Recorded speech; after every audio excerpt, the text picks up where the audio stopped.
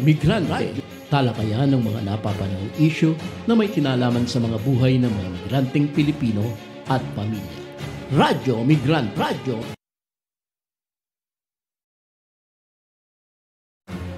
Radyo Migrante, talakayan ng mga napapanahong isyu na may kinalaman sa mga buhay ng mga migranteng Pilipino at pamilya. Radyo Migrante, Yan. Magandang gabi po sa inyo, sa ating mga kababayan. At Sabado na naman, alas 9 ng gabi. Of course, alas 8 sa Pilipinas. Welcome po sa Radyo Migrante. Ako po si Roger Raimundo mula sa Migrante Japan. At sasamahan po tayo ngayon ang partner na si Edsel. Yan, magandang gabi po sa mga taga-subaybay ng Radyo Migrante. Kung may katanungan po kayo at pwedeng i-chat nyo po, ilagay natin dyan sa chat box para mabasa at maitanong natin sa ating magiging bisita ngayon. Ngayong gabi po ay tatalakayin natin ang ano ba yung kalagayan ng mga tsuper natin, no? At operator sa ating mga kasamang mga namamasada ng jeep, no? Mamaya-maya po. Magandang topic yan.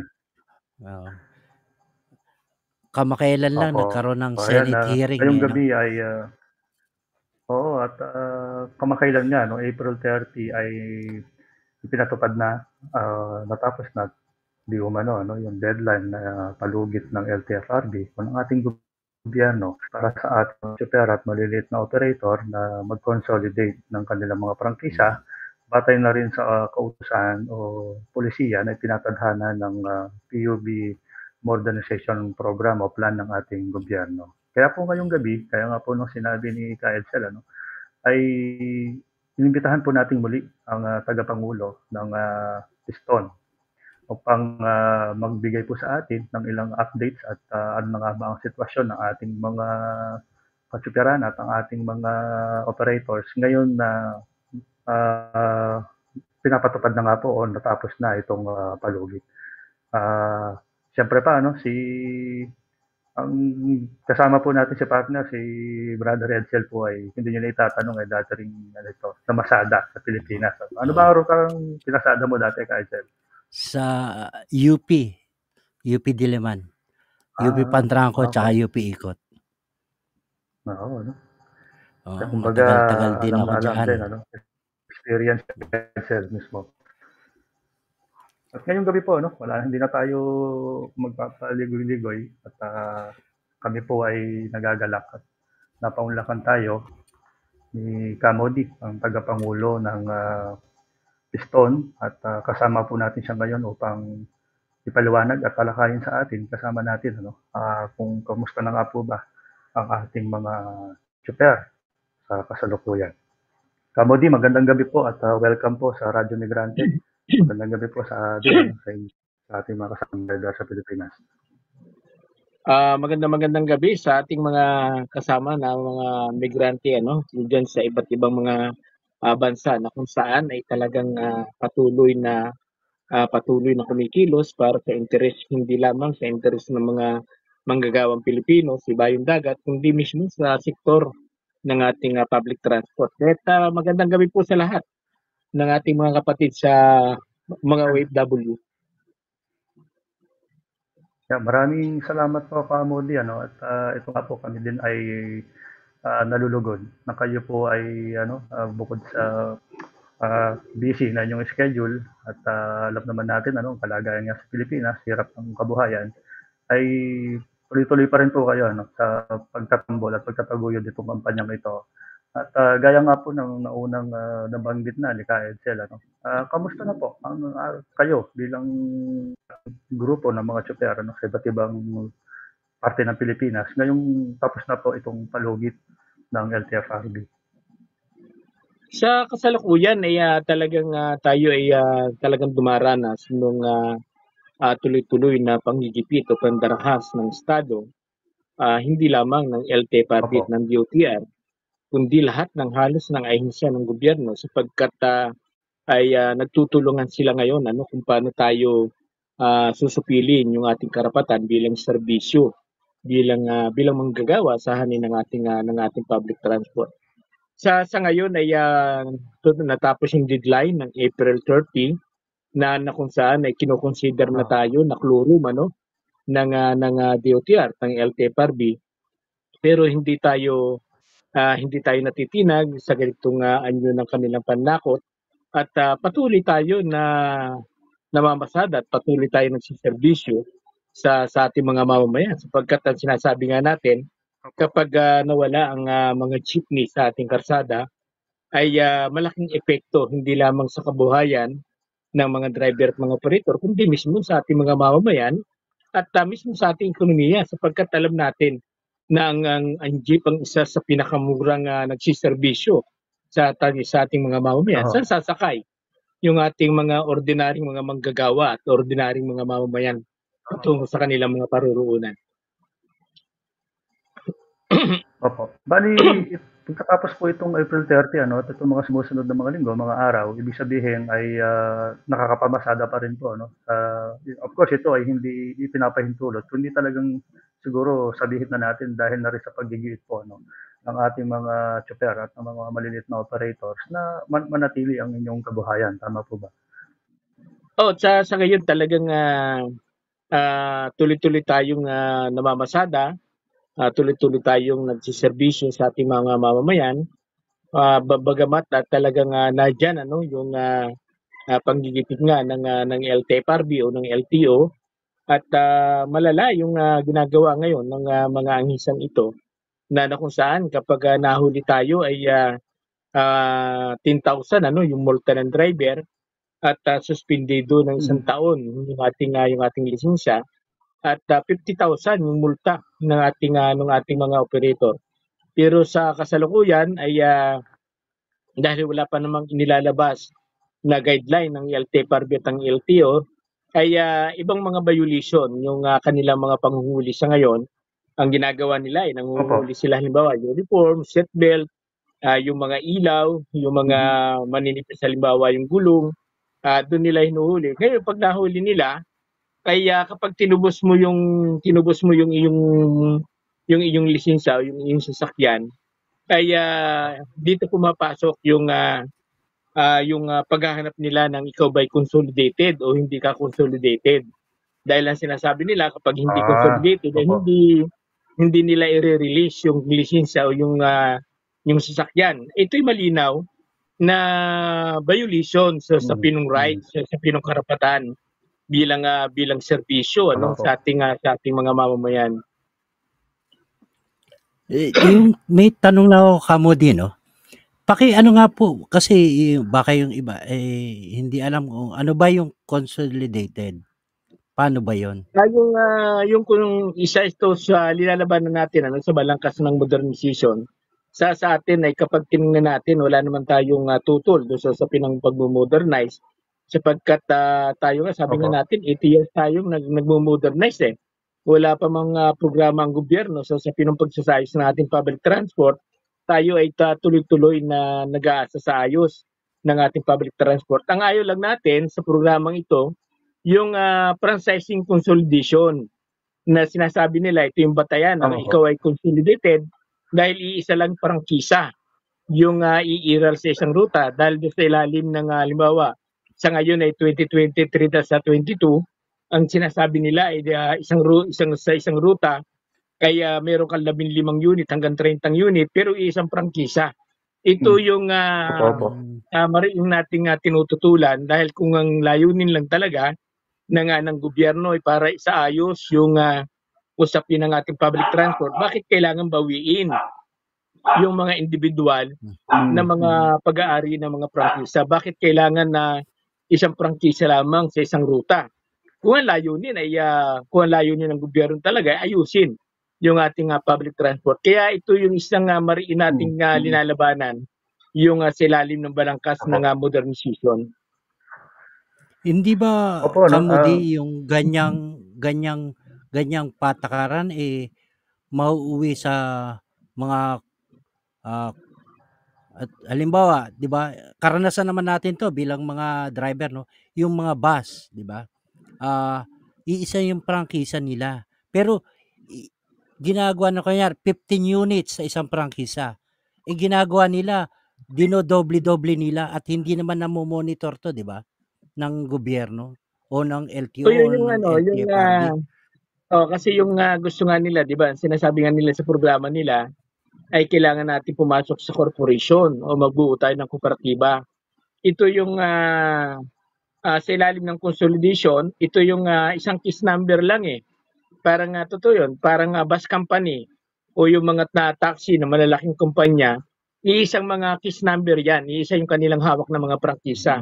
Kaya't kapag mayroong nangyari doon sa isang unit, ay lahat yun suspendido, yung lahat ng mga nakakabit na mga case number doon sa isang prangkisa. Oh. Di paano po yan? Di yung mga individual na prangkisa tatanggalin yan. Yun dun nga po, di ba?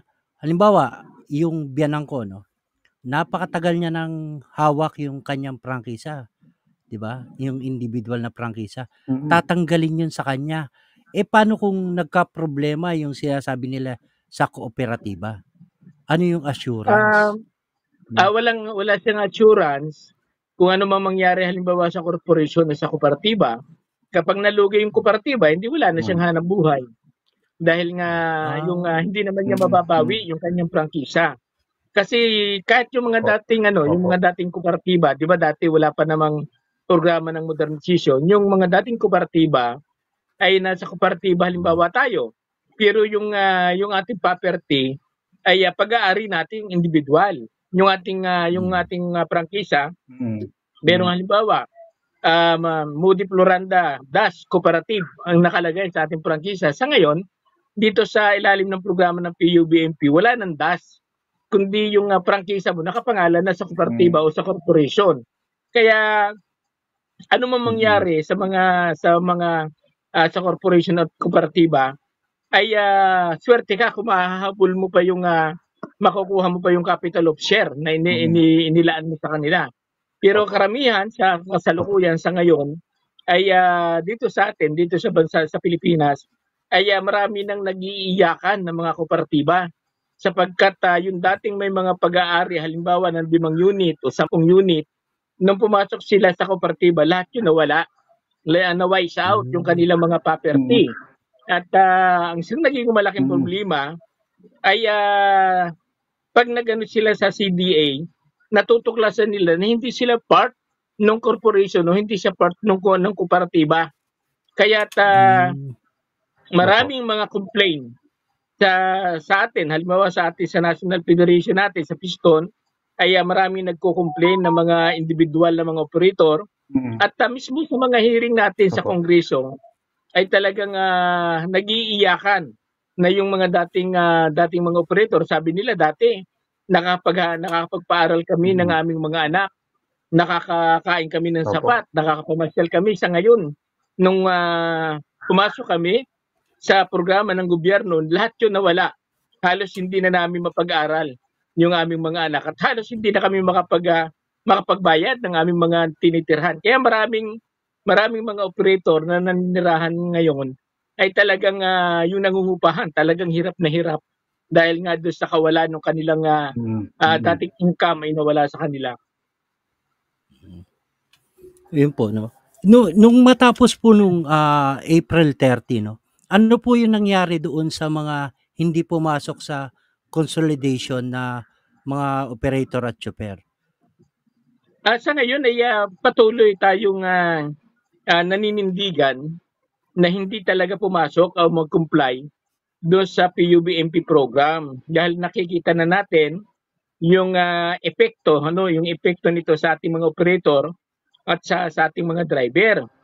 Kaya sa ngayon ay malaking porsyento pa rin, bagamat iba't ibang datos yung inilalabas ng LTFRB at ng DOTR. Halimbawa, yung sinasabi ng LTFRB, yung mga bagong modernized na mga minibus na tumatakbo sa buong bansa ay 11,875 pa lamang. yung tumatakbo sa buong bansa. Na totally ng mga traditional jeepney sa buong bansa ay 175,000. Kaya maliit na porsyento pa rin lang yung tumatakbo talaga ng mga modern. Bakit hindi tinatangkilik yung mga modern? Dahil una ay yung quality mismo ng mga minibus at yung ubod ng mahal na halos umaabot. Yung halimbawa yung kanilang class 1 ay nag-aabot ng 2.4 million. Yung class 2 nila ay umaabot ng 2.6 million to hanggang 2.8 million. Yung class 3 nila ay umaabot ng 3.3 million. Kaya isa ito doon sa bakit tayo pumasok ng ating mga operator sa balangkas ng programa. Tapos ang isang malaking problema nito, bagamat sinasabi ng LTFRB ng gobyerno 7 taon nilang babayaran, pero after ng 7 years ay hindi magiging kanya yung unit. Hindi rin magiging kanya yung prangkisa dahil yung unit at saka yung prangkisa ay hindi nakapangalan doon sa individual, kundi nakapangalan ito doon sa corporation or doon sa kooperatiba. Eh di pa, parang ang mangyayari niyan. Kung susuriin talaga, ang epekto po nitong franchise consolidation ay prone ito sa pagmamanipula ng mga malalaking kapitalista, sabihin na natin, o mga monopolyo ng servisyong transport na hawak ng mga mayamang kapitalista. So, kumbaga, batay nga po sa inilamin nyo, talagang lulod ito yung kabuhayan ng mga karaniwang chopper at mga operators natin in exchange doon sa sinasabi nilang modernization. Kaya lang kung titingnan nga natin, itong modernisasyon ay nakapatungkol talaga sa negosyo ng mga malalaking kapitalista. Kitang-kita doon sa balangkas na ng kanilang programa na hindi talaga ang layunin nito ay para ayusin yung ating public transport. Kasi kitang-kita doon sa programa ng PUBMP ay gusto talaga nilang imonopolyo. Yung usapin pa lamang ng pagbawi ng prangkisa ng LTFRB ay para ibigay sa malalaking mga negosyante at malalaking kapitalista na kung saan ay sila yung pumapasok sa mga corporation at sila ay pumapasok sa mga kooperatiba. Dahil halimbawa ang isang ruta 15 unit batay doon sa kanilang executive order. Yung isang maliit na kooperatiba, saan siya kukuha ng halos umaabot ng 40 million? Sino yung may kapasidad na maglabas at maglaan ng 40 million sa isang maliit na kooperatiba o isang maliit na corporation? Alam natin na itong mga ganitong kalalaking amount ay hindi kakayanin ng mga maliliit na mga operator. Ang may kapasidad nito ay yung malalaking mga negosyante na kung saan ay nag-uunahan na pumasok sa hanay ng ating public transport. Kaya kitang-kita natin na layunin ng programa ay isang malaking negosyo sa usapin ng serbisyo para sa ating mga mamamayan. Eh, paano naman yung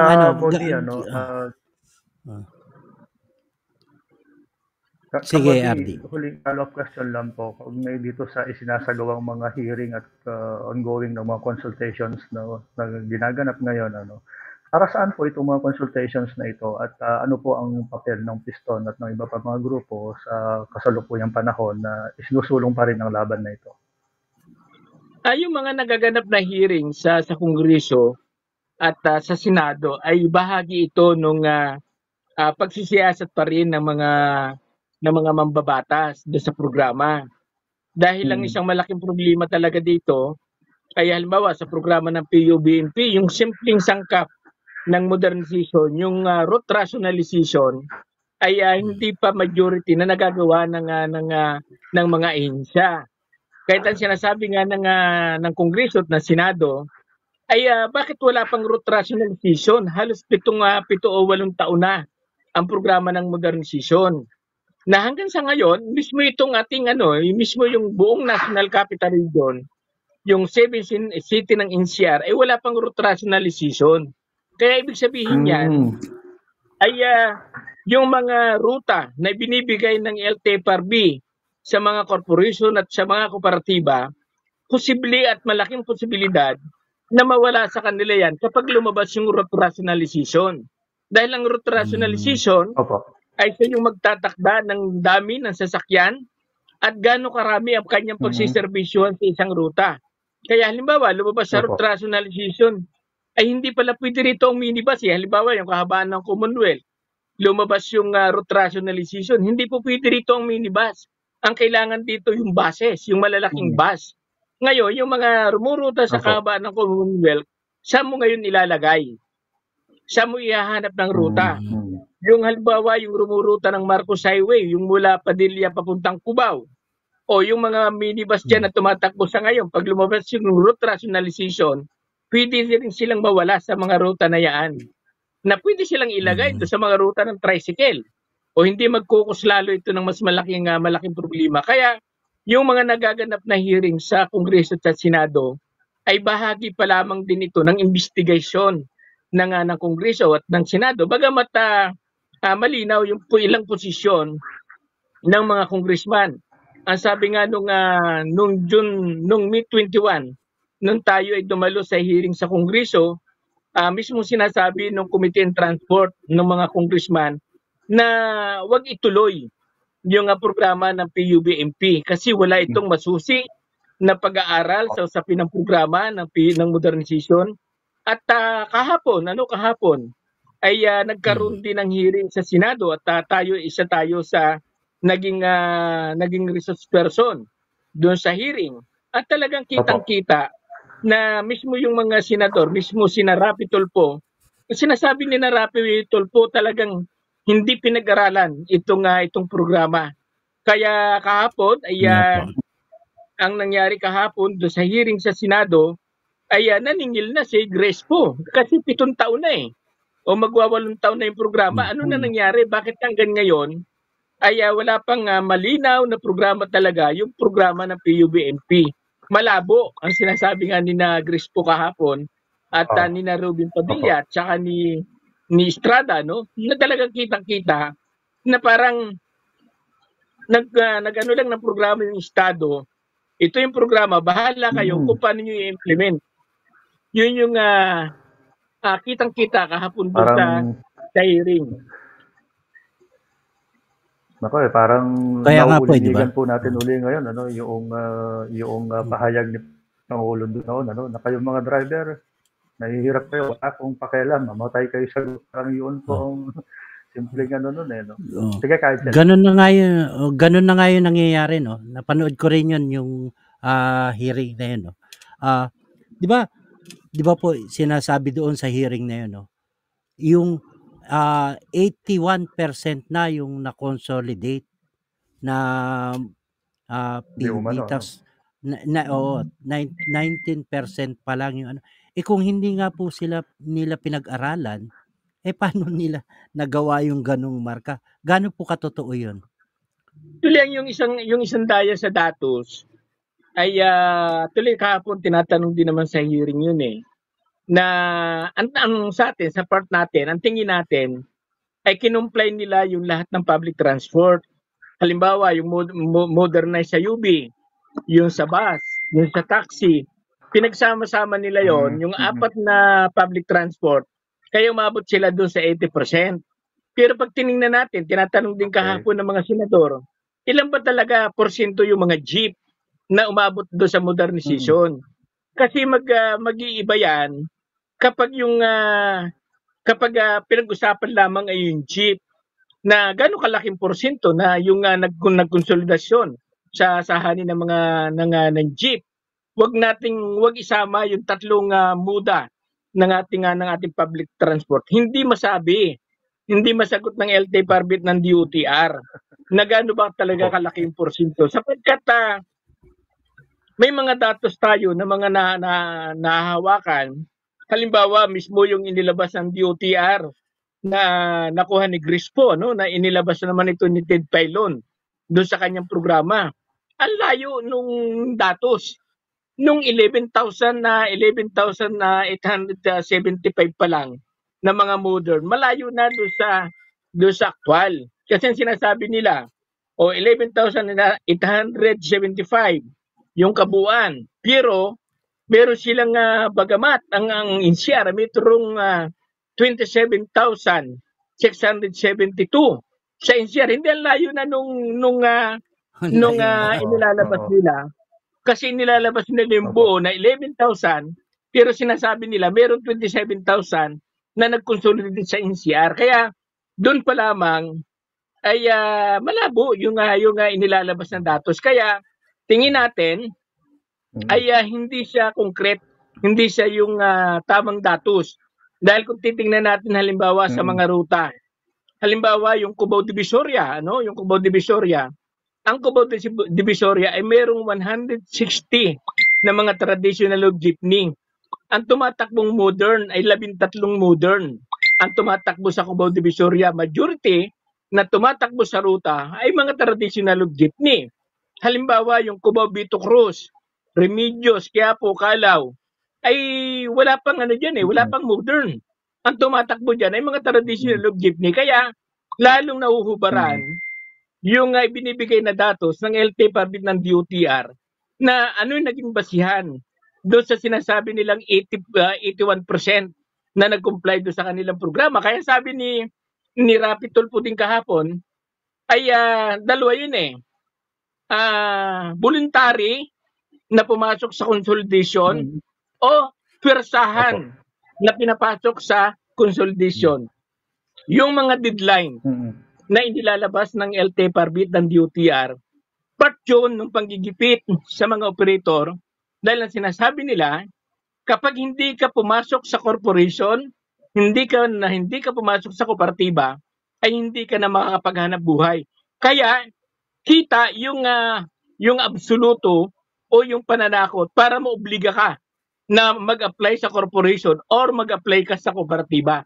Kaya hindi siya voluntary. Hindi sinasabi na rin natin, ito yung malinaw na paglabag sa freedom association. Kasi 'di ba dapat yung individual ay hindi pinupwersa o hindi pinipilit na pumasok sa isang andana ng programa ng gobyerno na tingin niya ay hindi makakabuti sa kanya. Kaya malabo yung kanilang 81% na sinasabi nila. Yun doon naman sa ano, short, kasinungalingan ito, oo. Masyadong talagang yung panggigipit ng gobyerno sa atin sa hanay ng mga kasama natin mga tsuper at operator Yung sinasabi nila para magkaroon daw ng maayos na sistema yung isang asosasyon o yung kaya binubuo yung itong cooperative Ako po bagamat nakailang taon din akong namasada kahit individual yung paggagawa ng mga policy ng mga organisasyon o yung mga samahan ng mga tsuper maayos po, wala naman tayong naririnig o nababalitaan na reklamo sa atin na hindi maganda yan patakbo ng inyong asosasyon, di ba po? Ano po yung silbi nung malinaw kasi na talagang negosyo yung ginagawa nila para ipasok ka sa kooperatiba at hindi naman kayang mag-comply, di ba po, ng mga kababayan natin o nung sinasabi nyo nga kanina maliit na kooperatiba na bibigyan ng 15 units kung mahigit 40 million yun kung yung mga operator alam yung sa kwenta nga po di ba na yung isang modern minibus 2.4 aabot pa po yan kung hulugan yan aabot yan ng mahigit 3 milyon. Ikaw yung nagbayad pero hindi mapupunta sa iyo hindi mo magiging pag-aari yun. Ganun po yung sa ngayon yung dinaranas ng mga unang nagkorpo, yung unang mga pumasok sa corporation at kooperatiba. Ang karamihan sa kanila may kaso sa Department of Labor. Dahil yung mga pinangako nila mga benepisyo sa mga driver at konduktor ay hindi na ibibigay ng kooperatiba at ng corporation. Halimbawa, yung mga propaganda nila dyan, kapag nag-modern ka, gaganda yung buhay. magkakaroon ka ng mga benepisyo, magkakaroon ka ng SS, magkakaroon ka ng pag-ibig, magkakaroon ka ng PhilHealth. At hindi ikaw yung hindi ikaw yung mamumroblema kapag nasira yung sasakyan. Ganyan yung mga propaganda nila eh. Pero sa actual, yung lahat ng mga pinangangako nila hindi natatamasa ng ating mga driver sa ilalim ng modernization. Yung sinasabi nila na magiging sahuran yung ating mga chopper na dati na sinasabi nila 1,000 ang sahod ng driver, 500 sa konduktor. Sa ngayon, yung sinasabi nilang sahuran, sa ilalim ng PUBMP, lahat yun nawala. Sa ngayon, ang umiiral sa atin ngayon dito sa atin ay nagiging quota base, kinukutahan yung mga driver. Halimbawa sa loob ng isang araw kailangan makapagkuta ka ng 7,000 dahil yung 4,000 ay parang pinaka-boundary nung modern at yung 2,000 ay yung krudo mo. Yung 1,000 paghahatian ng konduktor at saka nung driver. Tatanggalin pa diyan yung mga terminal fee, yung terminal fee at saka yung butaw na 200 pesos kada araw. Kaya kalaunan, ang pinaghahatian ng driver at saka ng konduktor, yung halagang 700 piso. Kaya maraming mga driver na mga modern na umaalis at bumabalik sa mga traditional jeepney. Kasi hindi nila mabubuhay yung kanilang pamilya sa ilalim ng modernization program. Yung mga operator na pumasok sa mga modernized o nag-modernize, yung mga pangako sa kanila na makakatanggap ka ng 1,000 isang araw o 500 pesos sa mga rehiyon sa loob ng isang araw, hindi natatanggap yan ng mga operator. Kaya talagang kita na yung programa ay hindi para ayusin yung usapin talaga ng serbisyo, kundi talagang maging isang malaking part of malaking business ng malalaking mga negosyante. Sa ngayon, ang tampok na pumapasok sa modernization, yung Ayala, yung Henry C., yung Pangilinan at saka yung Bilyar. Sila yung apat na businessman o apat na malalaking mga negosyante na gustong humawak ng ating public transport. Kaya kita na talagang malaking business ang tunguhin ng programang ito hanggat pinapatay yung ating mga lokal na mga manggagawa. Kahapon sa hearing sa Kongreso ay lalong nahubaran sa Senado, nahubaran lalo ang DOTR ng LTFRB. Yung sinasabi nila na meron silang 59 na mga lokal na gumagawa ng ating public transport. Sipin nyo kahapon doon sa hearing, mismo yung Francisco Motor at saka yung Saraw na doon sa hearing ay walang endorsement ng LTFRB na isa sila doon sa lokal, isang lokal. Ang doon sa nilatag nila na 59 na mga lokal, ang totoong lokal doon ay yung Santa Rosa. Yung Santa Rosa,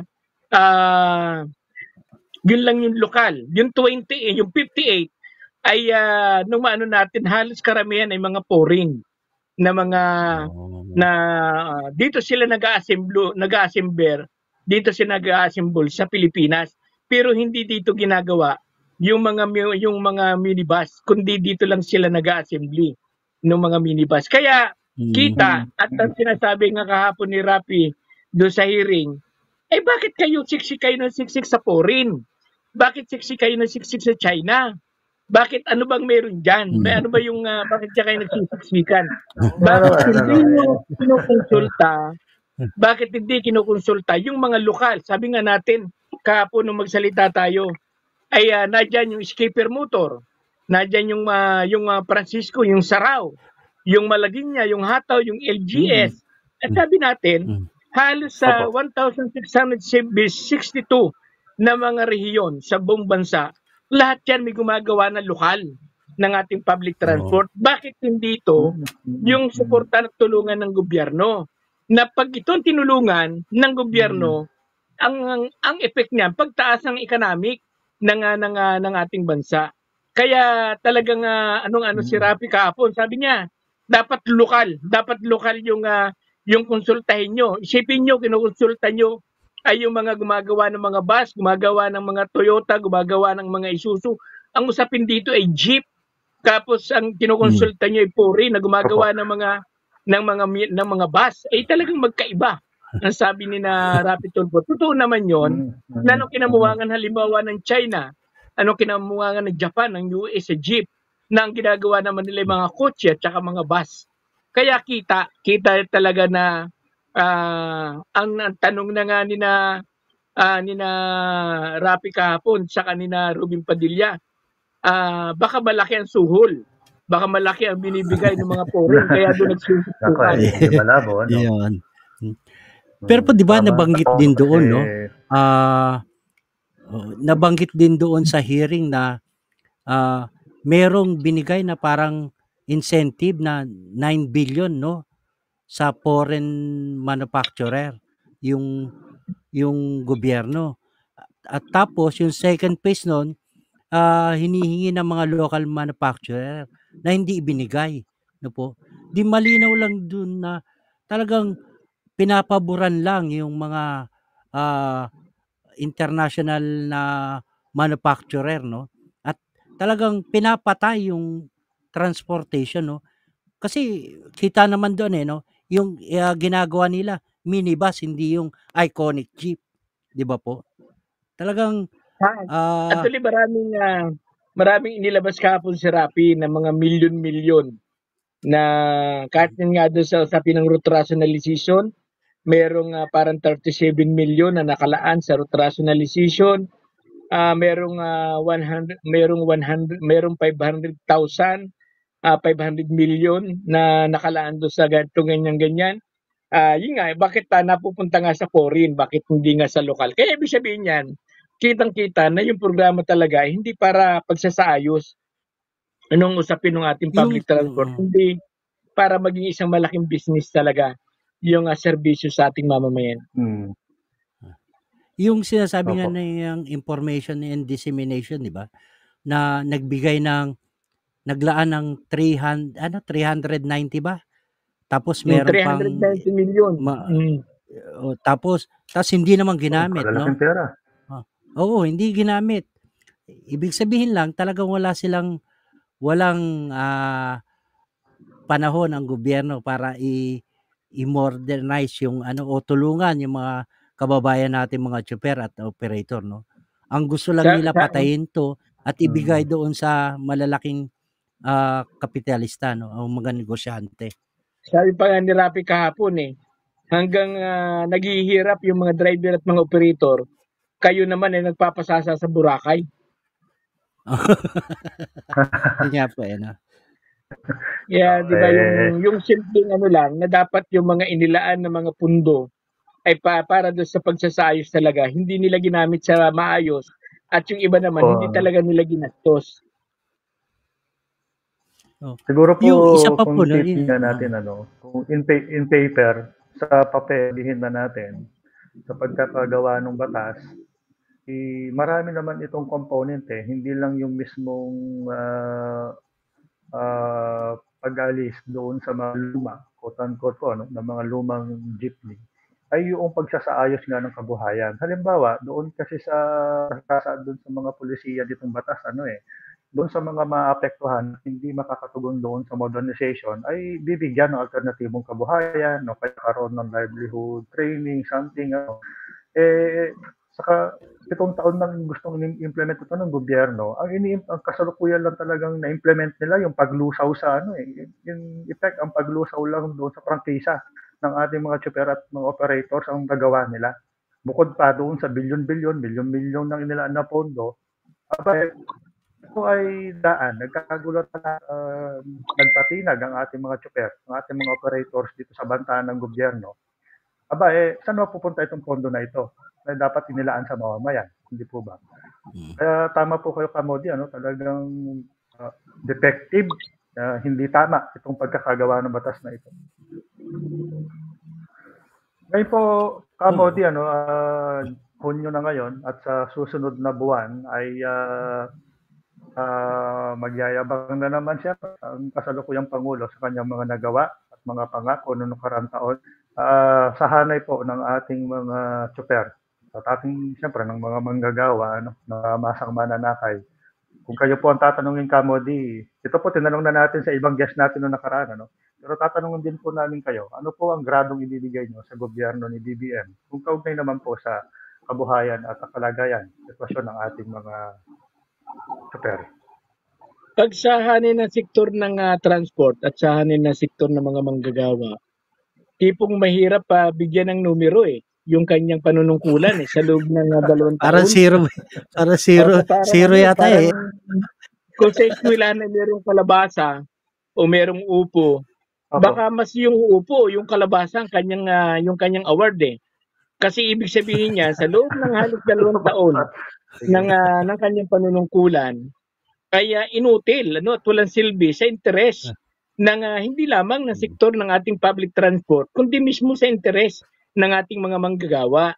Kasi kung halimbawa sahanin ng sektor sa loob ng 2 taon ng kanyang panunungkulan, isa man ay wala siyang nagawa kundi ang nagawa niya ay kung paano papatayin yung ating lokal na industry at paano tatanggalan ng kabuhayan yung ating libo-libong mga driver at mga operator. Sabi nga natin, halos 900,000 na mga driver at operator ang mawawala ng kabuhayan. Iba pa, yung mga umaasa, yung mga karinderya, yung maliliit na mga vulcanizing, mga maliliit na auto supply, at yung simpleng mismong barker sa karsada na umaasa sa atin ay mawawala ng kabuhayan. Kaya mahirap bigyan ng numero yung 2 taon ni BBM. Dahil kita natin, walang konkreto na programa ang gobyerno sa usapin hindi lamang sa interes ng mga driver at mga operator, kundi sa interes ng ating mga mamamayan. Sapagkat alam natin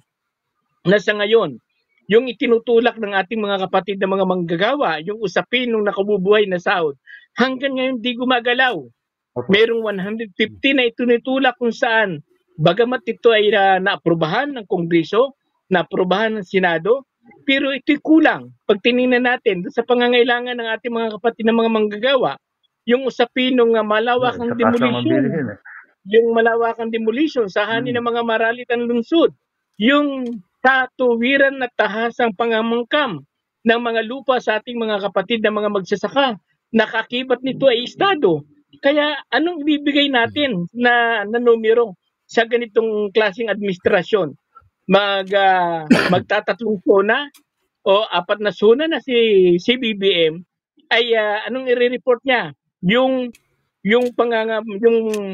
pandarahas ng China Sea ng mga Chinese sa ating mga mangingisda, yung pandarahas ng China sa ating kasundaluhan hanggang dinidisarmahan, dapat ito i-report din ito ni BBM ngayong July 22 para makita na anong ginawa mo sa loob ng iyong panunungkulan.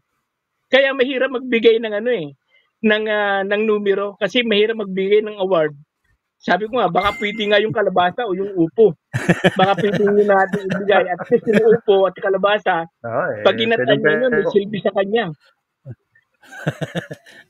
Yun nga po, yung sinasabi nga nila, yung pandarahas na nabanggit nyo yan, yung pandarahas ng China sa West Philippine Sea, Pero itong LTFRB, tsaka itong DOTR, talagang ang nila, kumuha ng mga minibus sa China, China pa rin yung ginagawa nila, takbuhan nila para diyan sa modernization, kanilang pagbabago, kamo din, may tanong lang, gaano to makakaapekto yung pagbabago na to, ng sinasabi nila, sa mga mananakay naman? Ano yung epekto nito sa mananakay? Ang isang malaking epekto niyan, tandaan natin, ang jeep ang isa sa pinakamura. At pinagyayabang natin yan, sa jeep ka lang pwedeng sumakay nang wala kang pamasahe. Yung isang sa ilalim ng modernization program, ay ang direct of effect niyan sa ating mga pasahero, yung mataas na pamasahe. Sa ngayon, ay mas mataas na ng 2 piso dito sa NCR. Sa rehiyon, galing ako ng Iloilo, 20 pesos ang kanilang minimum, mataas na sila ng 7 pesos. At batay sa ilang mga pag-aaral ng ating mga kaibigan at ilang mga kinatawan sa loob ng Kongreso, kapag nawala yung ating mga traditional of jeepney, aabot ng 30 to 40 yung magiging minimum at meron siyang succeeding na 3 pesos per kilometers. Kaya halimbawa yung Fairview to Quiapo o Calao na dating 27 na pamasahe ay magiging 62 o magiging 65 yung pamasahe. Kaya sabi natin, saan kukunin ng mga ordinaryong mamamayan o mga ordinaryong manggagawa ang mataas na pamasahe o mataas na serbisyo?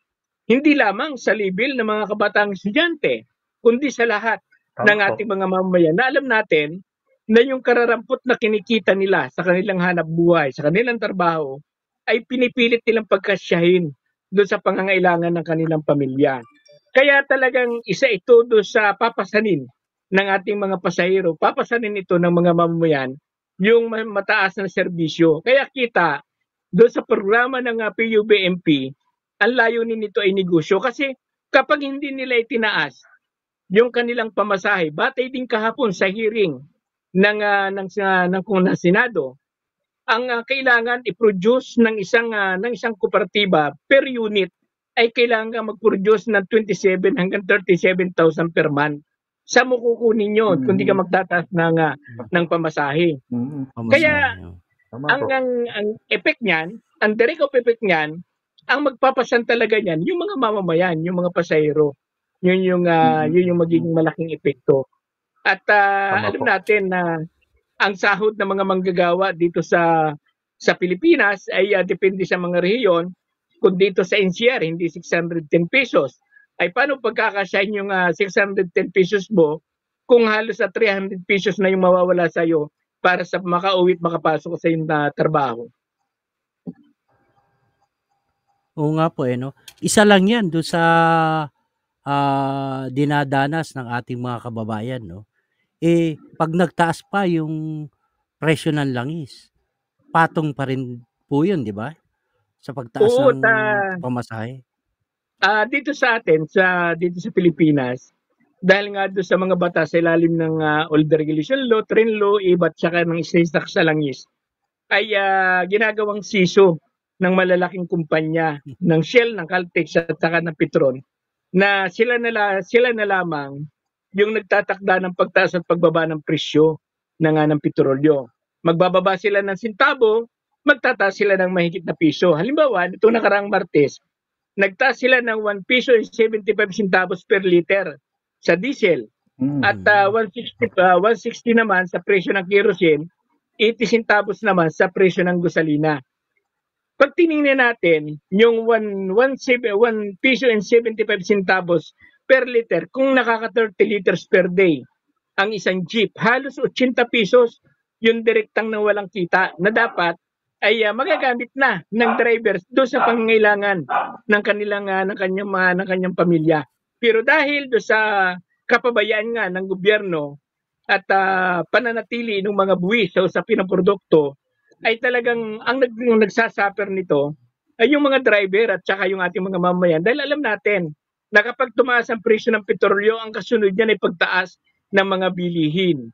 Kaya sa ngayon ay dito sa Pilipinas, ang pinaka presyo halimbawa ng bigas dito ay nasa 60 hanggang 62 per kilo. Yung ay paano kung hindi ba 20? Walang 20. Oo. Yung 20 pangako yun, di ba? Yung 20 pesos nakalagay doon sa ice candy. Doon sa lalagyan ng ice candy. Oo. Inubaw mo man, ay hindi sasapat kahit ito naman isa. Yung 20 pesos ni BBM. Kaya yung sinasabi nila, yung halimbawa yung sinasabi niyang palengke na hindi yung makita, no? Na nasa 39 pesos yung per kilo. Pero po sa aman tatanggi na kainin yung bigas, no? Na talagang NFA na, pero ito pa yung nabubulok na NFA, no? Yung 39 pesos. Kaya yung mga pangako ni BBM sa panahon ng eleksyon, hindi lamang sa transport, kundi sa mamamayan, dapat ito ay talagang tahasang singilin sa administrasyon para may makita niya na inutil siya sa bilang mga pangulo. At ang isang diyan, ang tumitingkad na awayan dito ng mga politiko no, yung pagbibitiw ni Sara bilang Dex. 'Di ba sa nag-resign na siya. Umalis na sa kabinete ni Opo. BBM. No, yung nagaganap sigalot sa kanilang mga partido, no? Bagamat alam natin na ito'y tactics ng mga politiko sa nalalapit na eleksyon ng 2025. No, yung isang ano. Pero ang siyempre, ang epekto niyan ay sa mga mamamayan. Ayun po no, yung doon sa nabanggit Ayun. no, na doon sa hearing no, na Rachel, yung franchising 'di ba po? Ibinigay okay na po sa kay mga Ma'am local Rachel. government no. Yung paano ba 'to aayusin o yung rerouting na sinasabi? Yung mga rerouting ay magaganap 'yan doon sa kapag lumabas na yung route rationalization na pwedeng mabago yung mga tinatakbuhan sa ngayon bagamat sinasabi ng OTC yung tagapagsalita ng dito ng DOTR na sinasabi nila access pa rin naman yung mga ruta na tinatakbuhan sa kasalukuyan. Pero pag lumabas na nga yung mga route rationalization, meron pa silang sinasabi diyan kapag kulang yung isang ruta ng public transport, yung nasa kabilang ruta, pwede niyang puntahan yung isang ruta. Ay may kampanya sila na anti up-top line. Pero sila yung nagtuturo na maging up-top line yung kanilang mga modern na mga minibus. Kaya konkreto yan na pagpapakita na walang concrete na programa, walang konkretong plano yung DOTR at LTFRB, hindi lamang ang dalawang ahinsang ito, kundi mismo yung estado, yung mismo yung administrasyon ni BBM, may walang programa na para sa interes ng mga driver at mga operator at ng mga mamamayan. Ayun po no. Kayo po bilang sa hanay ng piston po no. Ano po yung pagtingin ninyo doon sa bakit ba ginagawa ng gobyerno tong ganitong eskema no? Para saan ito? At paano to makakaapekto doon sa atin? Bakit ba ginagawa ng ang sa atin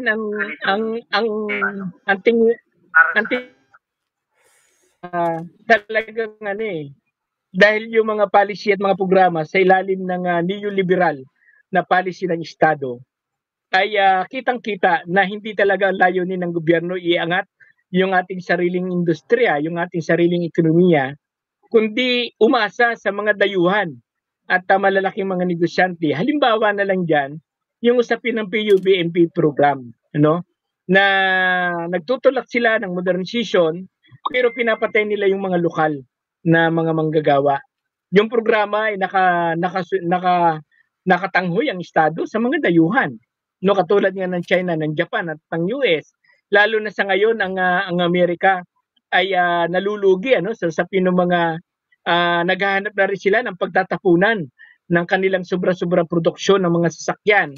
Kaya itinulak dito sa atin yung electric vehicle, US ang nagtulak nito at isang tingin natin ay dito itatambak ng Estados Unidos yung kanilang mga sobra-sobrang produkto ng mga sasakyan, ng mga electric vehicle.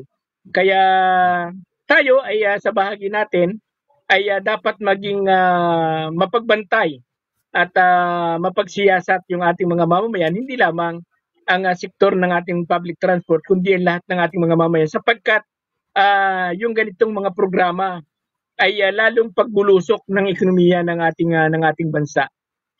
Walang plano si BBM na itaas ang antas ng ating kabuhayan ng mamamayang Pilipino. Yun, no? Talaga pong pagpatay doon sa sektor ng mga tsoper yung ginagawa ng ating gobyerno, no? Kayo po, doon sa ano ba po yung sa sektor ng ating transportasyon, no? Ano po yung pwede nating gawin? O ano yung aksyon na ating gagawin para po tutulan itong pagbabago na ito? Sinasabi nilang PUMB, ano ba? Tama po ba yung modernization program ng gobyerno? Ano po yung gagawin ng sa hanay ng mga tsoper? Ang sa atin sa ngayon, yung ating panawagan ay yung makatarungan at makabuluhang pagbabago sa usapin ng serbisyo sa ating mamamayan. Ibig sabihin niyan, dapat ang unahin ng gobyerno ay mag-create tayo ng sarili nating industriya ng makina at tayo ang gagawa ng ating public transport. Hindi dapat tayo nakatunghay sa mga dayuhan o mga foreign kung ang layunin lamang ay para iangat nga yung antas ng ating ng kabuhayan ng mga driver at mga operator. Kaya talagang sabi ko nga, ang sinasabi nga natin ay dapat ang unahin ng gobyerno ay yung lokal, yung sarili natin. At hanggat ang gobyerno nga ay namamayagpag sa mga dayuhan, ay hindi aangat yung ating serbisyo. Ang sa atin sa bahagi natin, yung ginagawa natin sa ngayon ay tuloy-tuloy tayo na nagpapalakas, nagpapalawak ng ating mga local association at mga alyansa at tuloy-tuloy yung ating mga inilulunsad na mga pagkilos sa lahat ng ahensya ng gobyerno. Iyan. Yun po, no, malinaw naman po no na kamudi no na ang tunguhin ng ating pagkilos ngayon ay mabigyan ng disenteng kabuhayan ang mga kasama nating tsuper at operator no po. Sa panghuling po kamudi, baka meron kayong huling mensahe sa ating mga taga subaybay na po.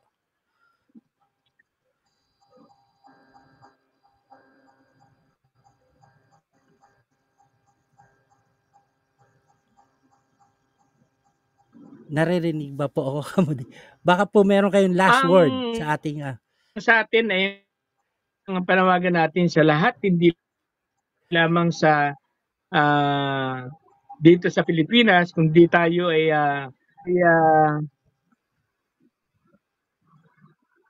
di yung panawagan natin ay suportahan yung laban ng sektor ng ating public transport na dapat ang isa sa pinaka-buyer siya makabansa na pagbabago sa usapin ng ating public transport. Ang kailangan ay itaas ang ating ekonomiya sa pamamagitan ng mga seri ng mga pagkilos at paglaban para sa interes at kapakanan, hindi lamang ng mga driver at operator, kundi sa lahat ng mga mamamayan.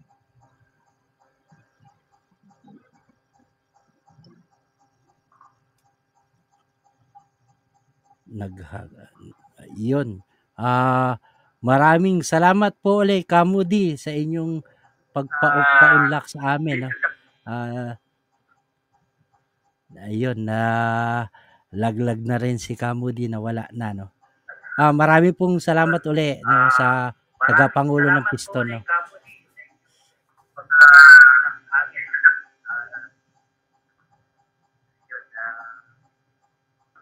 Ayan, dinig ba ako?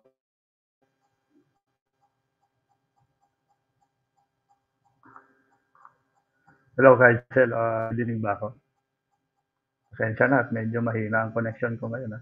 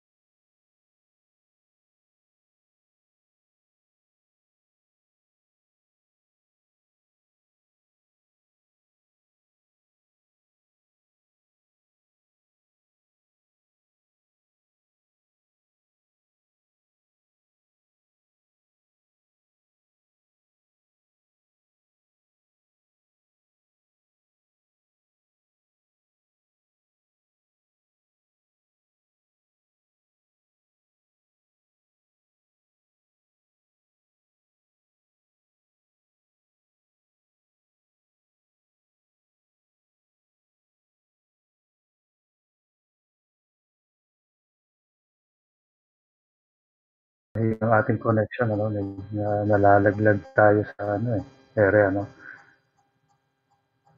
Yung ating connection, nalalaglag tayo sa Maraming salamat uli kay Kamodi.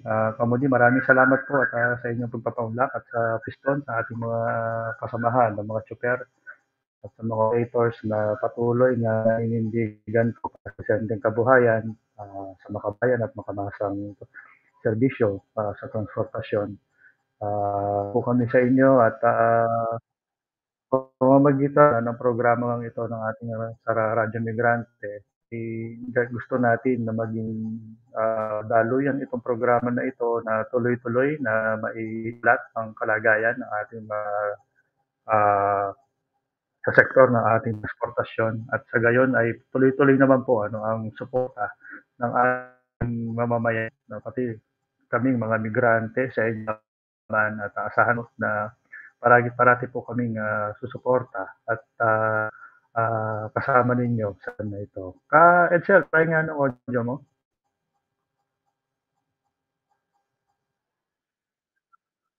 Okay na. Mukhang,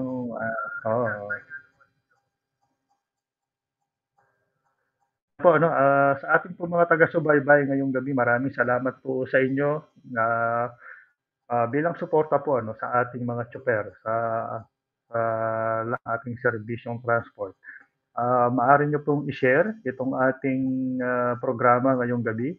I-like po ninyo, pwede nyo po i-share sa inyong mga Facebook post at tuloy-tuloy po sana natin portahan ang laban ng ating mga tsuper at time ay abangan nyo po mayang kaunti after mga 30 minutes o hour siguro ay pwede nyo rin po kaming mapakinggan sa Spotify. I-search nyo lang Spotify kung meron po kayong naka-download naka-install sa mga mobile devices nyo ay i-search nyo lang po ang Rante at papapakinggan nyo po doon ang ating mga talakay sa programang ito sa tuwing Sabado. At nais po natin na ay ninyo ang lahat ng mga programa ng mga online, radyo migrante at pang mga group na naglalayon ang mga kakanan na nagaganap sa ating lipunan.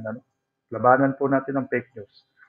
Kaedsel, maraming salamat sa iyo sa gabing ito.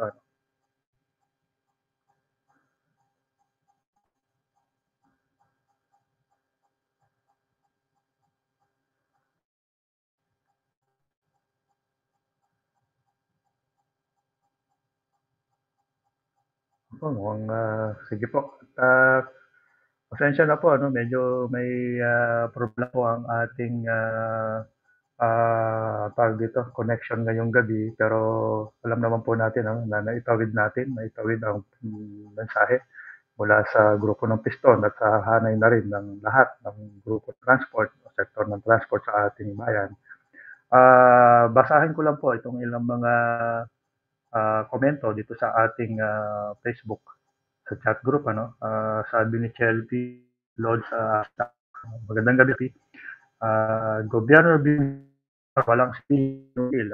Maalala natin, si mismo sabi niya patigyan ng grado ang gobyerno ito dahil nga sa loob ng 2 taon mahigit na nakaupo ay tila wala man din talagang nai-contribute o naiambag sa kabuhayan at mga tsuper. At itong pagpapatuloy ng programang ito, huwag po natin kalimutan itong PUB modernization program na ito. Sabi nga ni Kamudi ay itong taon dumami mula kay Duterte at kaya kumbaga talagang mababanaag natin itong klaseng proyekto o polisiya na pinapat ng gobyerno. Sabi nga ni Kamo ay hindi po talaga ito naglalayon na ayusin ang sistema ng transport. Hindi, ang gusto lamang nito lusawin itong kabuhayan ng mga maliliit na mamamayan at ipamigay sa mga laking korporasyon at mga artista. Kahit Sel, uli ang audio mo.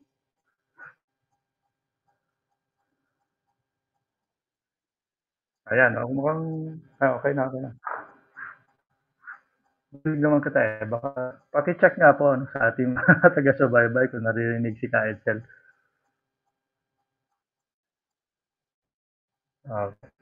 Wala na ba? Sige po. Yan po. Maraming salamat po sa mga nagtiyaga na sumuli ngayong gabi kahit medyo may technical problem tayo. Nagpapalamat tayo sa grupo ng Piston at sa iba pang grupo na patuloy na nanindigan kasama po ang Libela, iba pang grupo ng Transport Alliance. At sabi nga rin, ang programa po ng Radyo Migrante ay nilatag natin itong mga issue ng mga mamamayan at gusto natin na makaabot hanggang sa zona na may plan talaga na ilahad ang kalagayan ng kabuhayan ng mamamayan sa ng gobyerno, BBM. Huwag po natin kalimutan na pinagpapatuloy lamang ng gobyernong ito yung marahas at marahas na pagsira sa kabuhayan ng mamamayan. At ito ang hamon natin kay BBM.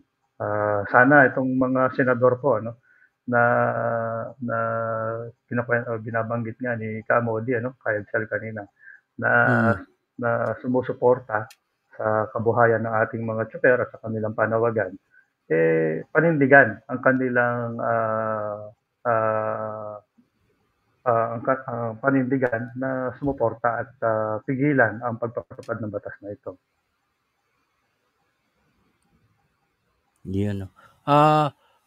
Last word ko po, yun dun po sa nakikita natin doon sa nangyayari sa ating mga kasamang mga tsuper at mga driver, malinaw po na pinapatay ng gobyerno ang sektor ng mga transportasyon po, anong mga PUB at mga operator po. Kaya po sama-sama po tayo na ipaglaban po yung karapatan ng mga mamamayan sa atin, Dahil po kung hindi po tayo magsasama-sama at magtutulong-tulong para kondinahin ang ginagawa ng gobyerno sa pagpatay ng transport group, wala na po tayong ibang mas matatakbuhan.